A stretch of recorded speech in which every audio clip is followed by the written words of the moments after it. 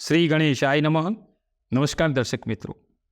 આજે આપણે એવું જોવાનું છે કે કોઈ બી જગ્યાએ ધાર્મિક કાર્ય થતું હોય, કથા થતી હોય અથવા કોઈ ભગવાનનું નામ એ થતું હોય ત્યારે જનરલી બધાય સાંભળનાર ને ઊંઘ આવી જાય છે. નિંદ્રા એ વખતે ખાસ પ્રબળ બને છે. જાણો છો એનું કારણ? એ વિશે આજે આપણે જોઈએ. બીજું, એ સતયુગમાં સવારે ઉઠે એવા રામ કહેતા હતા અને કળિયુગમાં ઉઠે એવા ચા જોઈએ છે. આનું મહત્વ જે મેં બે વસ્તુ કીધી ને, કે નિંદ્રા કેમ આવે છે અને સવારે ઉઠે એવા ચા કેમ જોઈએ છે, આ બે દ્રષ્ટાંત મેં 1982-83માં ડોંગરેજી મહારાજ એમના દ્વારા મેં સાંભળેલા છે. એ આજે હું તમારા સમક્ષ રજૂ કરું છું. સૌથી પહેલાં આપણે આ જોઈએ કે જ્યારે ધાર્મિક કાર્ય હોય ત્યારે આપણને નિંદ્રા કેમ આવે છે. તમે જોજો, મંદિર આગળ તમે બેસશો ને તો બગાસ આવશે. બીજું, જલ્દી ઊભું થવાની ઈચ્છા થશે. મન નહીં, મનને ગમતું નથી.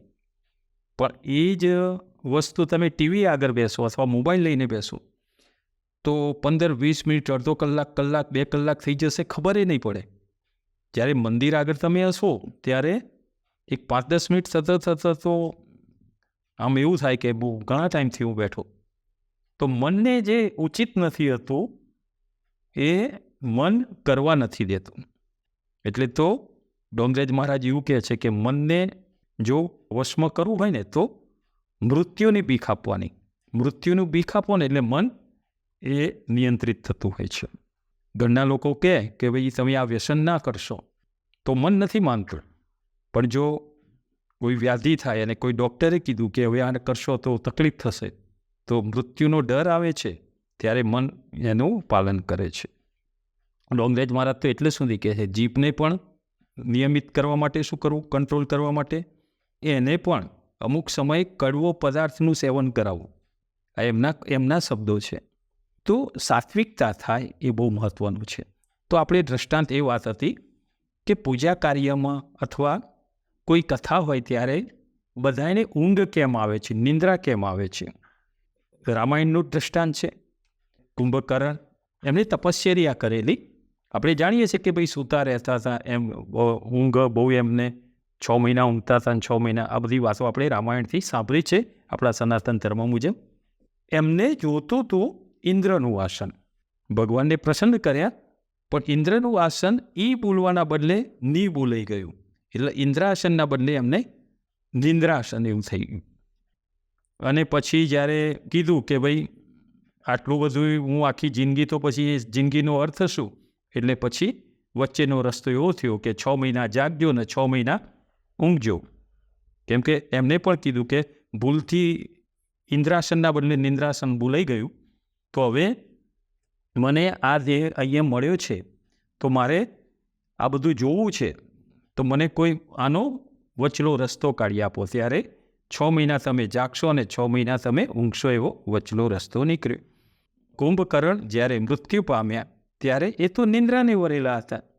આ દ્રષ્ટાંત પરમ પૂજ્ય ડોંગરેજ મહારાજે કીધું હતું કે નિંદ્રાને વરેલા હતા. એટલે નિંદ્રા દેવી રામ ભગવાન પાસે આવ્યા અને એમને કહ્યું કે પ્રભુ હવે મારે ક્યાં જવાનું? ત્યારે ભગવાને કીધું સતયુગમાં તો નહીં, પણ કળિયુગમાં જ્યાં મારું નામ લેવાય ને ત્યાં તમે લાગી જજો. એટલે તમે મોટે ભાગે જોજો કે જે આ કથા, કોઈ ધાર્મિક વસ્તુ થતી હોય જે મનને ગમતી ના હોય ને, એ તમે રાત્રે મોબાઈલ સતત લેશો ને તો 11, 12, 1 વાગી જશે, 2 વાગે ખબર નહીં પડે. પણ તમે ધાર્મિક કંઈક વસ્તુ સાંભળશો ને, કોઈ કથા પ્રવચન, તો તમે એમ થશે કે 2-5 મિનિટ સતત તો મોબાઈલ ચાલુ રહી ગયો, હું સૂઈ ગયો. આ બધું તમે અનુભવશો. ધર્મ કાર્યમાં મનને રુચિ થતી નથી. મન એ એવું વસ્તુ છે ને કે એને જો અનુકૂળ વસ્તુ આપો ને તો તમે બહુ જે આનંદિત રહે છે. પણ એને ગમતું ના હોય એવી વસ્તુ તમે એ કરો ને ત્યારે એ તમને નિંદ્રા અને આવું બધું કરાવતું હોય છે. હવે બીજું એક દ્રષ્ટાંત જે મેં કીધું કે આપણે સતયુગમાં ઉઠે એવા બધા રામ બોલતા હતા, કળિયુગમાં બધા ઉઠે એવા ચા કેમ કે છે? ઘણાને એમ થાય કે ભાઈ રામ તો ત્રેતાયુગમાં થયા, સતયુગમાં રામ. આવા તો 4 યુગ ઘણી બધી વાર બદલાઈ ગયા. ભગવાને કીધું છે ને કે અર્જુનને કીધું ભગવદ્ ગીતામાં કે આ બધું મેં પહેલાં સૂર્યને કહ્યો હતો, ઈશ્વાકુને કહ્યો હતો, આ બધું. ત્યારે અર્જુનને પ્રશ્ન થયો કે તમારો ને મારો જન્મ તો અત્યારે છે, તમે એ વખત કેવી રીતે કીધું? ત્યારે ભગવાને કીધું કે બહુ મેં વ્યતીતાની જન્માની, એ અર્જુન મારાને તારા અનેક જન્મો વીતી ગયા, તે તું નથી જાણતો પણ હું જાણું છું. સતયુગમાં એ રામ હતા અને ત્રેતાયુગમાં પણ રામ. આ બધા યુગો પલટાયા છે. સતયુગમાં રામ કહેતા હતા ઉઠાવ્યા રામ રામ, અને કળિયુગમાં ચા કેમ? ત્યારે એવું કહ્યું હતું કે આમાં લક્ષ્મણ જ્યારે મૂર્છિત થઈ જાય છે ત્યારે સુસેન નામના વૈદ્ય એવો વચલો રસ્તો બતાવે છે. કેમ કે રાજાનો જે દુશ્મન હોય ને એનો સપોર્ટ ના કરાય. રાજધર્મ બી નિભાવવો હતો એ વૈદ્યને, સુસેન નામના વૈદ્યને, અને વૈદ્ય ધર્મ પણ નિભાવવો હતો. કેમ કે વૈદ્ય બન્યા તો પછી કોઈ તકલીફ કોઈ હોય તો એની દવા કરવી જોઈએ. એટલે બેમાંથી વચ્ચેલો એવો રસ્તો કાઢ્યો. બહુ જ હોશિયાર હતા સુસેન વૈદ્ય.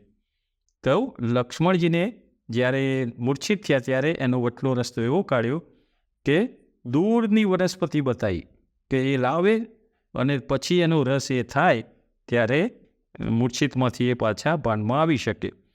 પણ એમને ક્યાં ખબર હતી કે હનુમાનજી એક જ ફલંગમાં રામનું નામ દેતા એ વનસ્પતિ લઈને આવ્યા.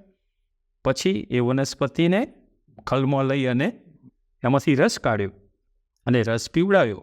લક્ષ્મણજી એ બાનમાં પાછા આવી ગયા, મૂર્છિત હતા એ.